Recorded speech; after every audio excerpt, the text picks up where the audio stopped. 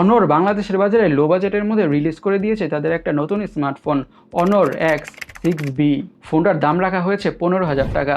So 15,000 টাকার price রেঞ্জে ফোনটা অ্যাকচুয়ালিতে কী কী অফার করছে অ্যান্ড ফোনটা কিনা উচিত হবে ওর কিনা উচিত হবে না, মানে ফোনটা value for money or value for money না, সব কিছু নিয়েই কথা বলবো। So let's talk about it. শুরুতে এই ফোনটার ডিজাইনটাকে নিয়ে কথা বলা যাক। ব্যাক প্যানে থাকছে গ্রেডিয়েন্ট অ্যান্ড গ্লসি ফিনিশ, যার কারণে ফোনটা দেখতে সুন্দরই লাগে। আর এই গ্লসি ফিনিশের কারণে বা গ্রেডিয়েন্ট ফিনিশের কারণে টিল্ট বা শিফট করলে লুকস বিউটিফুল। বিশেষ করে ডিভাইসটার এই কালার ভেরিয়েন্টটার জন্য দাম হিসাবে দেখতে প্রিমিয়াম লাগে। যদিও ব্যাক প্যানেলটা দেখতে গ্লাসের মতোই, কিন্তু ব্যাক প্যানেলটা অবভিয়াসলি পলিকার্বনেট বা প্লাস্টিক। এই দামে বা এই প্রাইস রেঞ্জে পলিকার্বনেট বা প্লাস্টিক ব্যাক প্যানেলটাই এক্সপেক্টেড, কমপ্লেন করার কোনো কিছু থাকছে না। ফোনটার ডিসপ্লে থাকছে 6.5 ইঞ্চের HD+ TFT display with 90 Hz refresh rate এবং পিক বা ম্যাক্স ব্রাইটনেস হচ্ছে 780 নিটস। আচ্ছা, HD+ প্যানেল হওয়ার কারণে কন্টেন্ট দেখার সময় বা ওয়াচ করার সময় কিছুটা হলেও তো শার্পনেসের ঘাটতি লক্ষ্য করা যাবে, দ্যাটস ফর শিওর। কিন্তু দাম হিসাবে বা প্রাইস রেঞ্জ হিসাবে বেশি কিছু বলাও যাচ্ছে না। এই দামে বা এই প্রাইস রেঞ্জে HD+ প্যানেলটাই এক্সপেক্টেড।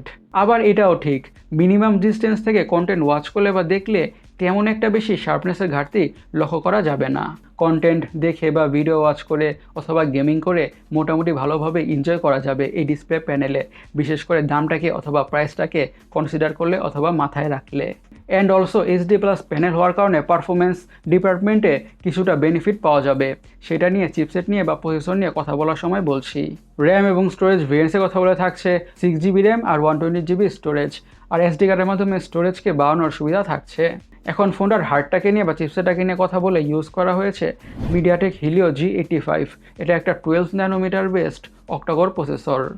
একেবারে লো বাজেট ডিভাইস হিসেবে প্রসেসরটা বা চিপসেটটা ঠিকঠাকই আছে। তার মানে হচ্ছে ফোনটাকে মিডিয়ামভাবে ইউজ করা হলে অ্যান্ড হেভি ইউজ না করা হলে ডিভাইসটা থেকে মোটামুটি ভালোই পারফরমেন্স পাওয়া যাবে।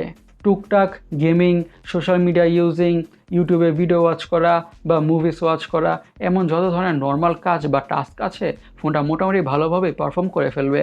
কিন্তু ফোনটাকে একটু হেভি ইউজ করার ট্রাই করা হলেই তখন ডিভাইসটা থেকে ল্যাগের ইস্যু এবং হ্যাংয়ের ইস্যু ফেস করতে হবে, that's for sure and keep this in mind. তার কারণ হচ্ছে অবভিয়াস, চিপসেটটা অত বেশি হেভি ইউজের জন্য কেপেবল নয়, যেটা খুবই স্বাভাবিক। আর HD+ প্যানেল হওয়ার কারণে চিপসেটটার উপর বা প্রসেসরটার উপর প্রেশার পড়বে কম। ফুল HD+ প্যানেলের বদলে HD+ প্যানেল ইউজ করার কারণে পারফরমেন্সটা কিছুটা বেটার পাওয়া যাবে, কারণ পিক্সেলগুলোকে রেন্ডার করতে হবে কম। তো বলবো দাম হিসাবে প্রসেসরটা ঠিকঠাকই আছে and it also depends on users. ফোনটার ক্যামেরার কথা বলে থাকছে ডুয়াল ক্যামেরা, 50 মেগাপিক্সেলের প্রাইমারি সেন্সর এবং 2 মেগাপিক্সেলের ডেপথ সেন্সিং সেন্সর, আর ফ্রন্টে থাকছে 5 মেগাপিক্সেলের সেলফি ক্যামেরা। দাম হিসাবে বা প্রাইস রেঞ্জ হিসাবে 50 মেগাপিক্সেলের প্রাইমারি সেন্সরের ব্যাপারটা ভালো লেগেছে, কিন্তু যেটা ভালো লাগেনি সেটা হচ্ছে 2 মেগাপিক্সেলের ডেপথ সেন্সিং সেন্সরটা। এটা একটা ইউজলেস সেন্সর। যদিও এই ডেপথ সেন্সরটা ইউজলেস, কিন্তু দাম হিসাবে বা প্রাইস রেঞ্জ হিসাবে বেশি কিছু বলার আর থাকছে না।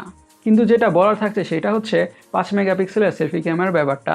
5 মেগাপিক্সেলের সেলফি ক্যামেরা না দিয়ে মিনিমাম 8 মেগাপিক্সেলের সেলফি ক্যামেরা দেওয়া বা প্রোভাইড করা উচিত ছিল ফর শিওর। কারণ স্মার্টফোন কেনার ক্ষেত্রে ইউজার্সদের বাজেট যেমনই হোক, নাউডেজ অলমোস্ট সবার জন্যই ফ্রন্ট ক্যামেরার ব্যাপারটা বা সেলফি ক্যামেরার ব্যাপারটা খুবই important, we all know. So 8 মেগাপিক্সেলের সেলফি ক্যামেরা তো এক্সপেক্ট বা আশা করাই যেতে পারতো। ফোনটার সিকিউরিটির কথা বলে থাকছে সাইড মাউন্টেড ফিঙ্গারপ্রিন্ট সেন্সর। ডিভাইসটার ব্যাটারির কথা বলে ইউজ করা হয়েছে 5200 mAh ব্যাটারি উইথ 35 ওয়াটের ফাস্ট চার্জিংয়ের সাপোর্ট। আচ্ছা, এই 5200 mAh ব্যাটারি থেকে মোটামুটি ভালোই ব্যাটারি ব্যাকআপ পাওয়া যাবে, বলা যেতে পারে একদিন ব্যাটারি ব্যাকআপ পাওয়া যাবে। দাম হিসাবে বা প্রাইস রেঞ্জ হিসাবে ব্যাটারির ব্যাপারটা অ্যাপ্রিসিয়েট করার মতোই। আর যেহেতু থাকছে ফাস্ট চার্জিং, সো ফোনটা মোটামুটি দ্রুতভাবে ফুল চার্জ হয়ে যাবে। ডিভাইসটার কালার ভেরিয়েন্টসের কথা বলে এই দুইটা কালার ভেরিয়েন্টে পাওয়া যাবে। এখন ফোনটাকে নিয়ে বা ডিভাইসটাকে নিয়ে আমাদের ফাইনাল ভার্ডিক্টের কথা বলবো দাম হিসাবে ফোনটা ঠিকঠাকই আছে। বর্তমানে স্মার্টফোন ইন্ডাস্ট্রির কথা চিন্তা করলে এই দামে এর থেকে বেশি কিছু পাওয়া যায় না, যেটা কমন। গাইজ, আপনারা অনর X6B স্মার্টফোনটাকে নিয়ে কী ভাবছেন অবশ্যই কমেন্ট সেকশনে কমেন্ট করে জানাবেন। আর আমাদের আজকের ভিডিওটা এই পর্যন্তই। আমি সৈকত, সাইনিং আউট।